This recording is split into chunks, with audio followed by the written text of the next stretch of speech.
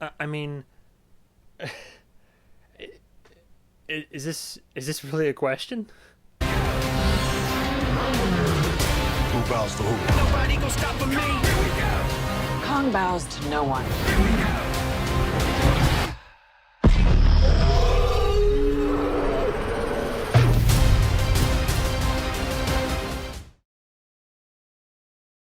So we have Godzilla versus King Kong. Big monkey. A lot to get into here. I'm going to try to keep it as short and concise as I can. I might need a little help. That'll come later. But yeah, if you don't like anything to do with Godzilla or King Kong, and if you don't care about my opinion, why are you here? But maybe skip this one. But okay, so how to start with this. Godzilla versus King Kong. I'm not here to trash the film, by the way, so I don't know if I gave that vibe off or anything, and I'm not going to spoil who the victor is, because the director did confirm there is a victor. I'm going to give you a general synopsis of how I felt about the film. I won't give away much more than what the trailers have shown. I hate spoilers. I don't want to ruin the movie for anybody who has not seen it yet, so I'm not trying to spoil it. So I'm going to try to do my best to do that. Top down, how else to start with a movie this big? I mean, this has kind of been the new Godzilla trilogy in that Universal. I mean, what, the Dark Verse failed, right? The Dark Universe, I mean, the Mummy. It cracks me up still. So I guess Universal's leaning heavier into what is working, which is it's like Star Wars. How can you not like Godzilla? So we've already had the first two movies, and now we have this one. And I know there have been many other films besides that, and we might touch on those a bit later. But for now, I'm kind of focusing on the main three: Godzilla, Godzilla King of Monsters, and of course, the newest one, Godzilla vs. King Kong. Because, I mean, yeah, we have Kong Skull Island, which also factors into this. So technically there's four, but it's Godzilla's the headline here. Again, it's a Godzilla film. I mean, literally, Godzilla versus King Kong. King Kong's like, I'm an up-and-comer. Here we go. I've been enlarged just to be able to face you on the screen. Before I even get into this, I'm just going to say, before I even went into the movie, just to let you know my position on it, very similar to how Civil War happened and Team Iron Man all the way, fight me. I went into this team, #Team Godzilla all the way. That's just, for me, it's a no fucking brainer. I'm sorry. That's just how it is for me. So, anyway, let's begin. Directed by Adam Wingard. This man, I heard the name and I thought I knew what he'd done in the past. Turns out I didn't 100% know what he'd done in the past. After doing some research, I found out I have a love-hate relationship with this man I wasn't even aware of. Great work, like some segments from the VHS movies, which I enjoy. If you're a fan of found footage films and horror and almost like very borderline grindhouse horror, but it's all very dark stuff. It's similar to what you might find on Netflix with Love, Death, and Robots, and it's an anthology series. And also, funny that this director has experience with anthologies, because what else did he have a credit in? The ABCs of Death, which again, horror anthology, and he had one of those short films, so he's done stuff that I like. Another one that he's done that I've been kicking myself for not watching yet because people keep talking good things about it, The Guest. He directed that. Haven't watched it yet, but I've heard good things. Now, he's done all that, sure, but he's also done Death Note, the live action, the newer one from 2017, which received mixed reviews. And then this man perpetrated a criminal act on the world of cinema with the not really remake, because it acknowledges the events of the first film, Blair Witch. Now look, there were some attempts at creativity in there. I'm not going to deny that. I'm not saying it's a dog shit film. I'm just saying I hated that film. I was not a fan of that film. Love-hate relationship with this director. That being said, I thought he did a good job with the film in terms of just general direction. I mean, kind of hard to fuck up monsters fighting on screen. What are the pros here? I mean, there are pros. I will say, I enjoyed the film. I enjoyed it. I will also put an asterisk on that statement and say that I enjoyed Godzilla King of Monsters way better. I did. I'm sorry. I thought King of Monsters ripped. It was great. I thought it was a fantastic Godzilla film, honestly. So, kind of coming into this, almost felt like it was toned down a little bit. Star-studded cast. We got one of the Skarsgårds. We got Millie Bobby Brown coming back in as well. There's a lot of names to mention. But yeah, there's some heavy hitters. I think my favorite two for sure were, I mean, arguably the main leads of the whole thing, which, I mean, Skarsgård was charming, handsome, military man turned good guy or whatever. Like, yeah, cool, cool, cool.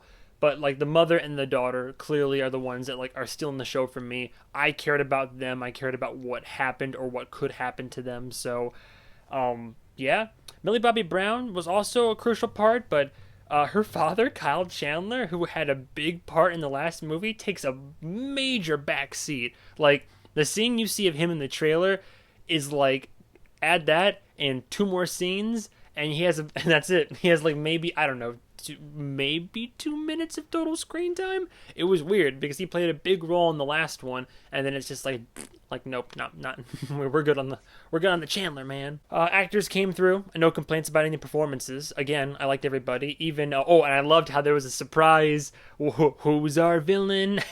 Can you prove it, cabrón? Damien Bichir is getting a lot of roles lately. I'm about it. I love the guy. I think he's a very fun, diverse actor, so I'm glad to see him in more things for sure. Good visuals. I mean, you can tell they poured a lot of money into it. I don't know what the budget was, but I'm sure it was a lot. And yeah, it shows. I mean, the visuals on Kong, it's both Kong and Godzilla. Like, they even, of course, IGN will go online and post a side-by-side comparison. You can go online and see it yourself. But it's like Last of Us 2 and Last of Us 1. Like, they're the same characters still, but they've grown up. They've aged. They're beaten and weathered, hardened, if you will. And so there's also not only that to be shown in both Kong and Godzilla, but also just the slight redesigns to make them look more how Universal or the director or whoever wanted them to look like. So, I mean, it looks great. I mean, the animations, the actual when the fights happen and all that, I don't think it looked cheesy at all. I think it looked like a pretty solid action film. So yeah, I'm out of steam for the pros of this film. Let me get into where things start getting muddled. Again, I'm going to try to avoid spoilers, but on the off chance, if you're like me, and even the slightest hint of a spoiler rears its ugly head, then maybe skip to this timestamp, and that'll just be the consensus in the overall review, whether or not you actually should go see this or not. As I said before, King of Monsters was way better. I feel like they did this for the order of it. And it's weird that it felt like they responded at first to fans and then to critics. Because the first Godzilla came out, critics were like, oh, well done, And of course it was good. I mean, Bryan Cranston was in it. Tragically wasted use of Bryan Cranston, I thought, myself. Although it gave the narrative a certain punch that I thought, from an emotional standpoint, I get it.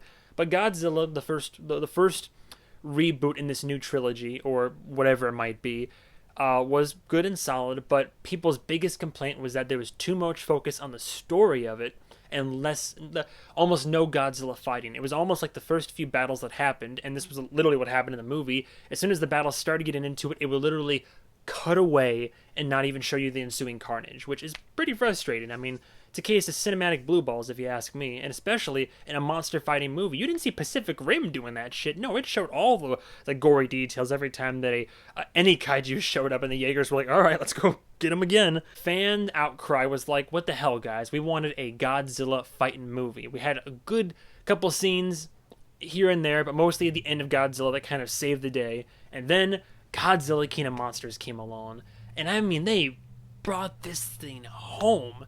They had the visuals in this film. Like, this film takes itself seriously, but also you don't even have to really suspend your disbelief as you're caught in this. Now, I might be romanticizing it because I saw it in 40X, which means the seats were shaking. There were like punches being thrown in my back, mist, smoke, and all that. So I was like plugged in. I was plugged the fuck in. It was great. You had Godzilla going after Ghidorah, Rodan, Gigan, like the Mothra ended up showing up. Like there was a whole ensemble, and even more that ended up poking up here and there as Easter eggs. The fights were great. The trailers didn't ruin anything. Like, there were surprises. I didn't know where the narrative was gonna go. There were big character moments where main characters made sacrifices that you fucking felt those, man. They nailed them home. And the visuals, oh my god, in the air with the giant stealth ship and all this, and then you got fucking coming up like a pterodactyl, and look, every fight in that movie was memorable as hell. And all they showed in the trailers didn't even come close to what actually goes down. There's fan service, but in a tasteful way, because you get more about Monarch, you get more Godzilla lore and history, but still. And yes, what the critics said was the story kind of takes a back seat, which I hate to be this guy that says it, but if you're going to go see a Godzilla film, you're not really going to go see it, correct me if I'm wrong, for a compelling, heart-wrenching story. I mean, there's going to be characters and people you might care about, which I thought King of Monsters still did well. And did they do it well? They jammed people into that cast. That's when Millie Bobby Brown came on. That's when Tyrion Lannister showed up. All the big hitters and names. Kyle Chandler. That's just tip of the iceberg. There's a lot of big names in that one. It was dramatic. It was action-packed. There were moments of levity, of heart. I loved King of Monsters. I thought it was great. But at the same time, I think that I'll give him credit where credit's due. Adam Wingard approaching this film, I think he wanted to try to appease both the critics and the fans. And I say that because, oddly enough, this is the highest rated one out of the trilogy so far. And I feel like it's because Godzilla vs. King Kong splits things down the middle this time instead. Godzilla, heavy focus on narrative, less on the fighting. King of Monsters, narrative takes a bit more of a backseat, still prevalent, still important, but they really hammer home the fact that you're watching Godzilla going in to fuck these monsters up, these kaiju as it were. And then Godzilla and King of Monsters, it feels more like they're trying to do an even split and give characters and character development with a moderate amount of monsters and monster fighting, which I can respect that, but it would have been better if the trailers literally didn't show every fight that we see in the thing. Well, every fight except maybe one, but literally the trailers pretty much show you the settings. No, they do. Yeah, the trailers, no, I take it back, yeah, except for one or two. The trailers show 90% of the fights that are going to happen in the film. And granted, you already know it's going to be between Big Monkey and Lizard Boy. We get that, but have some restraint. I want to be able to walk into a movie with the surprise of oh, I thought the trailer showed me everything, but they didn't. But no, I just felt like to hammer home the marketing, they kind of just showed their hand a little bit too much in this. And yeah, it shows, and it really affected my experience. Now, again, I'm not going to say I didn't have a good time. I had a blast. Went with the franchise as always. We had a fun time. We were cracking up. We were rooting for whoever our team was as people were going in and just getting them and using the powers and whatnot. It was a fun movie. But end of the day, there were some cons to it. Yeah. It lacked the visual spectacle, I feel. I mean, we're going to Hong Kong, and then I felt like I was watching Pacific Rim again, especially due to some major plot points that happen in this film that are very similar to Pacific Rim. Not going to say what, but if you've seen both movies, you know exactly what the fuck I'm talking about.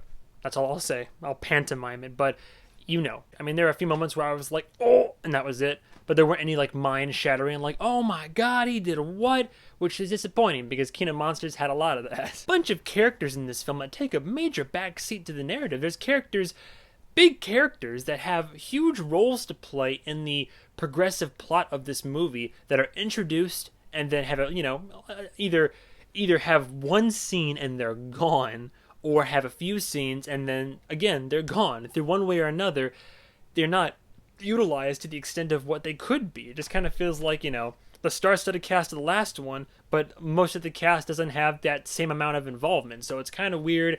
It moves at a pace that I won't dare say it moves as fast as Rise of Skywalker, because Rise of Skywalker moves at fucking light speed. Pun not even intended. That movie moves way too fast. But this movie moved a little speedy, but not too fast, I guess. Toward the end, it definitely moves a little bit fast in the third act. There's kind of some Deus Ex Machina stuff going on. There's a little bit of yada yada over how this works. Speaking of yada yada over how something works, the biggest thing that bugged me in this film, and I won't even be able to do it justice, is the fact that King of Monsters did a good job of bringing, a film for people that aren't Godzilla fanatics and still showing you the lore of the Godzilla world and the universe, and without even having to, you don't need to do a deep dive to understand anything. There's Easter eggs for hardcore fans, and then there's easy explanations for people that are new to the series and whatnot. Here's the house of lore of Godzilla for Godzilla versus Kong in this. They don't open the door, they don't crack the door, they pull the curtains on the window and let you peek in, and then right as you start to see something, you're like, oh, what's that all about? Boom, they close it. For a movie that's supposed to be about that world of Godzilla and these crazy like conspiracy theories and all these this world building stuff in this film, it's just, you know what, I can't even do it justice. So on instead to my literal resident Godzilla expert, we have a guest on the channel, ladies and gentlemen. Oh, hold your applause. Draft. Now, before you run off just because I'm a pony, let's jump straight to the point. As the MovieMan said, I'm a longtime fan of the Big G, and this current MonsterVerse is a brilliant treat for me. As for Godzilla vs. Kong, I do find it to be overall a fun, action-filled monster movie with great fight sequences once you get to them. But I will have to admit, the film's flaws were poking me in the middle of watching it. To be honest, this feels like one of those movies that carries a lot of interesting ideas and pitches, but just feels way too compressed for a film that just runs under 2 hours long. Once you're introduced to details that don't involve Kong or Godzilla, they're not explored as logically as you would think. Instead of hinting certain reveals or life-changing revelations, the film just kind of leaps right into it without much explanation. In other words, I think some of these new ideas needed to breathe for future installments, rather than forcing them to play a major role in this picture. And that also becomes the case for some of the returning characters played by Millie Bobby Brown and Kyle Chandler, who were sadly barely in this movie to begin with. Which is sad, because I personally thought the cast ensemble in King of the Monsters were much more appealing in their personalities and their dynamic to really make the human aspects entertaining. With the exception of Kaylee Hoddle's character, most of everyone else just didn't appeal to me. So while I personally felt King of the Monsters did better in most aspects of narrative filmmaking and world building, Godzilla vs. Kong still holds strongly as a film you would go watch just to see some one-on-one mayhem. Back to you, MovieMan. So yeah, coming from a guy that knows a lot, and I mean a lot more about Godzilla than I do, I would say that speaks volumes for the film itself. But like I said, I'm not trying to trash the film, but as someone who reviews films, I feel it's also like a responsibility to not just sugarcoat things. I want to like give my impressions of the film, but also explain the film's shortcomings in and of itself. And this film has many shortcomings, but not enough to make it like, you know, not worth seeing. Godzilla vs. Kong, I'm just gonna say it. Let's give it a very, very, very strong 3 out of 5. I almost gave it a 3.5 because there is effort put in, and I had a fun time watching it. But the thing is, once I stewed on it and thought about it more and more, I came to the inevitable realization that it wasn't as good as the last one. And I kind of saw all the major story beats and where it was all going to go, which is unfortunate. And there is some wasted potential in it, some major plot holes, like how some people can sneak through a whole freaking like Tesla-like facility and not get caught up on scanners or security cameras. I went into it wanting to really like it and love it as much as King of Monsters, and I thought it was going to blow King of Monsters out of the water, and unfortunately it didn't in my mind. I think it's still worth seeing 100%. If you've been watching the Godzilla movies, if you're a fan of these kinds of like, you know, giant monster fighting movies, or you were curious to watch this, I'm not saying don't go see it. I'm saying, you know, whether you want to rent it on HBO Max or go into a theater, safely mask up and go see it right now, I'm saying it's worth a view. Like, it really is. I'm serious. But at the same time, if I had to compare it to the ones that came before, the biggest thing I think is why on earth would you put this after King of Monsters? You put Godzilla in a movie where he battles all the monsters, including the biggest badass monster, the 3-headed dragon that can fly and shoot lightning, Ghidorah. And you want me to believe that you're gonna then bring a movie where you have Colin as the up and comer, and like he's gonna even stand a chance? And of course, like, again, I'm not spoiling anything. I'm just saying the trailers almost make it seem like Colin's the underdog here, and he's gonna figure out a way to kind of outsmart Godzilla and whatnot. You know, I don't know how it's gonna go down. I mean, I do, but for the sake of you not watching it, you don't know how it's gonna go down. But I'm just saying, it doesn't make a whole lot of sense where this versus battle happens after you've established Kong Skull Island, where he can take out humans and some prehistoric critters, but then you have Godzilla, who's the size of skyscrapers and can take out literal otherworldly beings. And then it's like, who's gonna win? The King of the Monsters or Big Monkey? It just doesn't, the concept just doesn't sit right with me. It doesn't feel, Marvel Civil War, that felt like a pitched battle. You have two people that are like equally strong in their own rights, with teams of other enhanced people that are all equally strong in their own right, and everybody has their own moral side to it, and you can make an argument and a case for each side. I know I always defer to Marvel, but I mean, look, that's what happens when you have good writers. And that this is not this going into this movie, I didn't feel like I'm going to go see a pitched battle. I felt like I'm going in to be like, okay, how are they going to make this work? Yeah, that's it. That's our thoughts on Godzilla versus King Kong. Anyway, that's all the time I have for today. I'm pretty sure this was like twice the length of a normal movie review, but to be fair, there's a lot to cover. I tried to be succinct as possible without this ending up being a podcast. So thank you guys and gals so much for watching. As always, stay tuned for more movie reviews that I do, which will go up on the channel. I'm trying to, since Regal's opened back up, I want to get back into a pattern or a habit of releasing one movie review a week. But of course, I also work full-time and do other stuff on the channel, so bear with me. If you're new to the channel, as always, thank you so much for chilling out with me for a minute watching this. I do movie reviews, book read-throughs, video game playthroughs. Whenever I have time to do anything else, like video, anything, I'll put it up here. But yeah, thanks for coming along, and hope to see you again in the next one. Also, make sure to check out Draft on the YouTubes, because he's been on here for as long, if not longer, than me. So please check out his channel. He definitely puts a lot more effort into his videos, I think, than I do.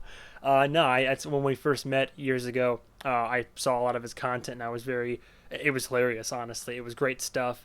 Still is, really impressed. He's a great filmmaker in his own right, so by all means, go check out his channel. If you're into any of that, give him a subscriber, like he needs any more, a like, a follow, what have you, ring that old Dina bell, whatnot. But yeah, please, by all means, check him out.